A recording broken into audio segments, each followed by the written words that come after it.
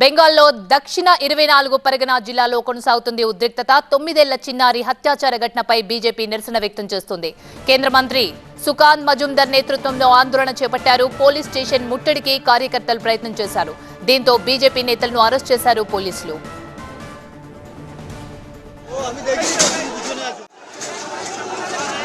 బెంగాల్లోని దక్షిణ 24 పరగనా జిల్లాలో 9 ఏళ్ల చిన్నారిపై హత్య ఘటనపై నిందితులు భగ్గుమంటున్నారు. నిరసనలు వ్యక్తమవుతున్నాయి. అయితే పోలీసుల నిర్లక్ష్యంతోనే ఈ ఘటన జరిగిందని ఆరోపిస్తూ బీజేపీ కార్యకర్తలు భారీ ఎత్తున ఆందోళన చేపడుతున్నారు. పోలీస్ స్టేషన్ను ముట్టడించేందుకు బీజేపీ కార్యకర్తలు ప్రయత్నించారు. అయితే బారికేడ్లను తొలగించేందుకు బీజేపీ కార్యకర్తలు ప్రయత్నించడంతో పోలీసులు లాఠీచార్జ్ చేశారు.